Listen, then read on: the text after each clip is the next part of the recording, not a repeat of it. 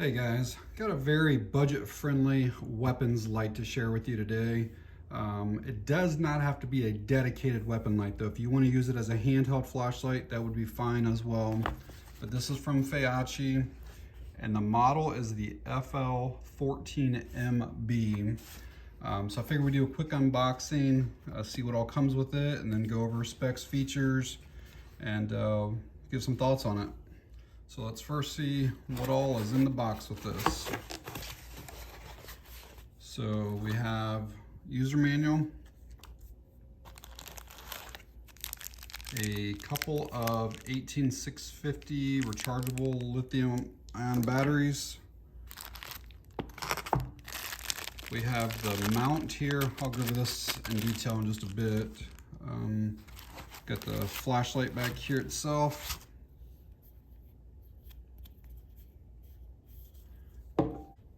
Got a pressure switch right here. Type A to USB-C cable. There is a Velcro strap in there. That's probably to hold that pressure switch on. And a battery charger, and it's a single bay, so you put one battery in there. And that is everything in the box. And for those of you that care, this is a 1 amp charger. It actually feels somewhat decent, and the spring in there is really nice. It'll have a red indicator when it's charging, blue when it's full. That USB-C plugs into there, and then you just plug that into a USB source. I'm gonna get one of those batteries charging up kind of while we're going over other stuff here. Here's a quick look at the user manual. You can see it's 1200 lumens max. It's constructed out of T6 aluminum. It's using a CREE XML LED. The waterproof rating is IPX4. Looks like the range or the throw on it's just over 600 feet. Here's your dimensions. So it's 5.2 inches in length, just over 1 inch in diameter, and just over 3 ounces without the battery, 4.8 with the battery. Got some nice illustrations here. It talks about charging, and then this is going to be the mount that we're going to have with this particular one. This is an M-LOK mount. I'll show you that here in a bit. But it's somewhat unique in that you can mount it like 6 different positions. So the included M-LOK adapter or mount is metal, probably some type of aluminum, and then this piece is also aluminum. Very nice anodization on both pieces. There's also a couple of sleeves in case you want to run different flashlights instead of the one that's included. Different sizes are available for this, and also all the hardware. And it looks like there's some extra T-nuts for the M-LOK in here. So these ones right here, the kind of longer ones, are going to be what holds like the flashlight to the mount here, and then the other ones are either going to connect this to this or this to your M-LOK rail, which we'll go over all that here in just a bit. So here is the flashlight itself. There's no branding anywhere on it, which I'm okay with that. It's kind of like a matte black finish on it, slightly crenulated bezel there. Some knurling here on the grip. Let's check out the springs inside of this. The threads are actually pretty smooth. There is an O-ring right there. Make sure that is a spring there. There should be a spring down in there. And there should be another O-ring on this end. Yep, right there it is. Need to get a little bit of lube on that end, but there's that other spring I was talking about. You want to have 2 springs when you're putting anything on a rifle or shotgun or anything like that, because the battery will stay in contact with this while the recoil happens. And you can honestly use just about any kind of grease on those threads. I just put some brake caliper lubricant on them, and that should quiet it down significantly. So basically no sound at all now. A lot of flashlights will tell you which direction the battery goes. Typically your positive end is going to go in toward the head of the flashlight like this.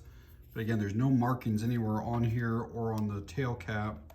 And then the manual actually doesn't tell you either. It just says place the battery to the right position according to the positive and negative polarity, but it doesn't actually show you or tell you, but the positive is going to go down in here first.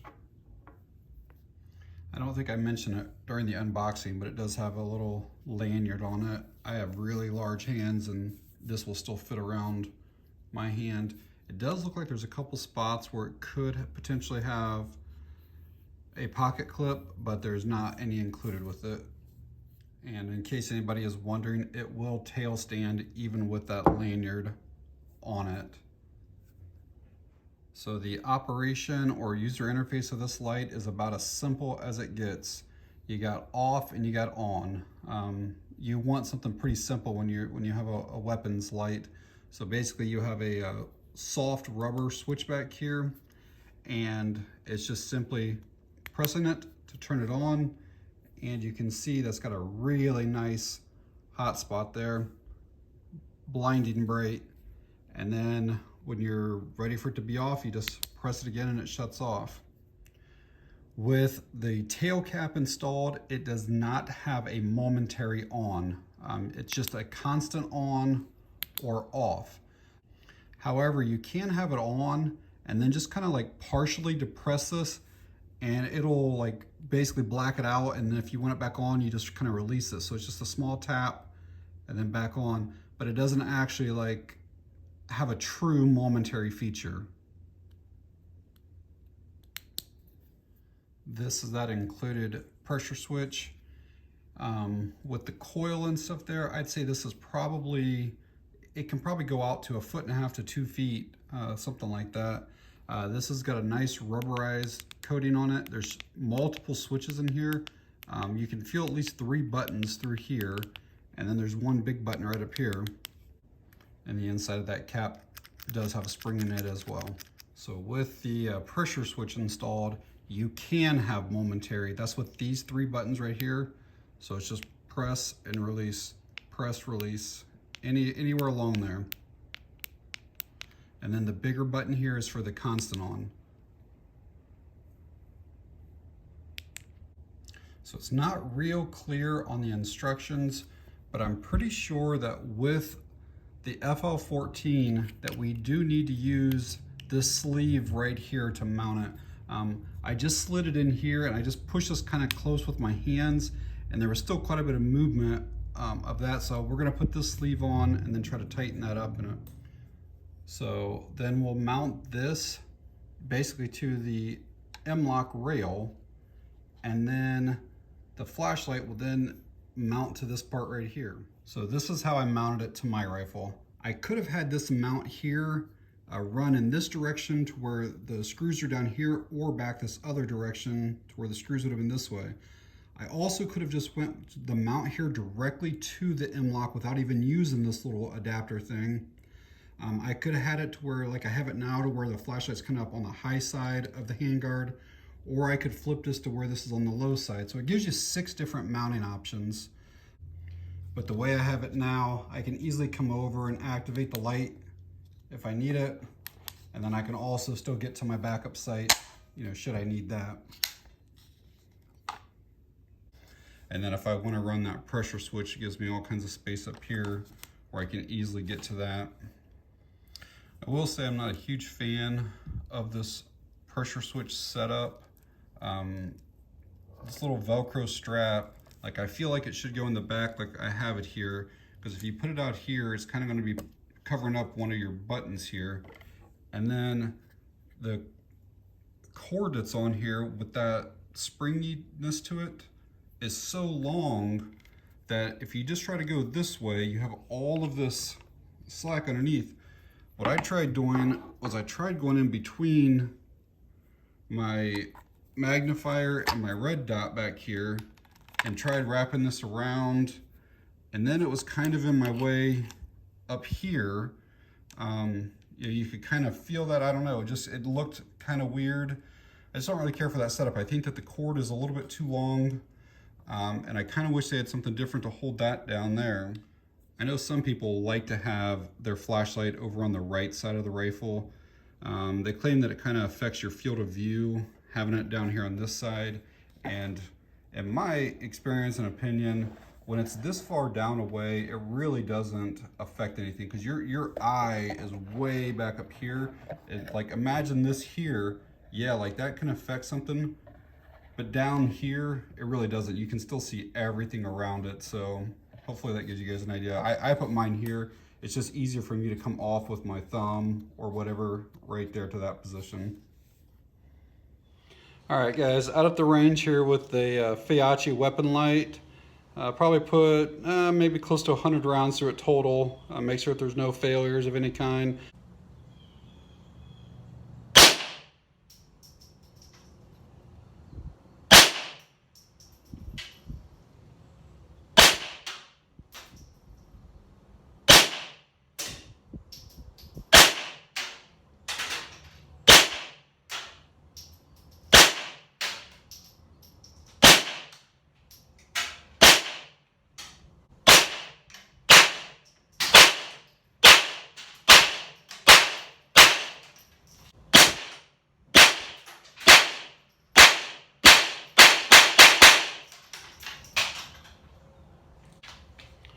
I was able to watch that through the camera the whole time, and I never saw any flickering for those first 25 or so. I'll get the next 25 loaded up here and we'll run it again. So I ran 100 rounds through it total here so far this morning, and there's no issues whatsoever. It's never flickered off. It's been really solid. In fact, the thing hasn't even really gotten warm, and I've never shut it off, even between like reloads and everything. So it's been pretty durable.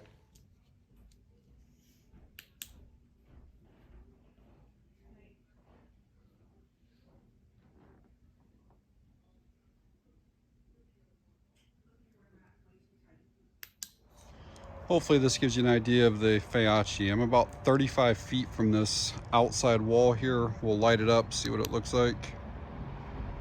See a really nice hot spot on that.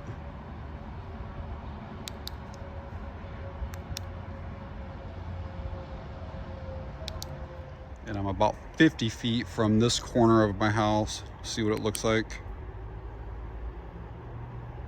Yeah, that really lights things up pretty well. There's a row of bushes that's about 35 feet away. I literally can't see anything around them right now at all. Let's turn this light on. Yeah, pretty much almost turns it into daylight there. So some final thoughts here on the FL14.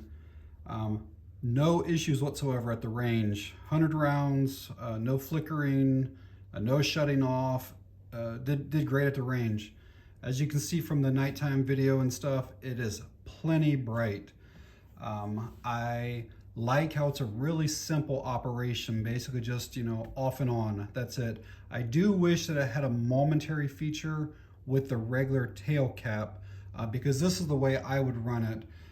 I didn't really care that much for that pressure switch. I almost wish that they would include a mount for your pressure switch similar to this, where this could just go up on the top of your rail like this here, and then the pressure switch would basically lock down into this thing. They do sell one similar to this, but it's an extra fee. And speaking of cost, this entire kit, flashlight, the different mounts, multiple batteries, charger, USB-C cables, I mean everything, the straps, everything is like $34. So I definitely think it's a really good buy. I'd like them to maybe do away with that Velcro strap, and maybe even do away with one battery if that's the only way they can get you this kit with that type of mount. But I'd definitely rather see a mount like that than that strap. But if anybody's interested in this set and they need the Picatinny versus the M-LOK, they do sell that one as well. It's called the FL11, I believe, but it comes with a Picatinny mount here in the flashlight holder. So they do have both available. So if you're wanting more information, if you're looking to pick one of these up, I will leave a link down in the video description to this exact kit here.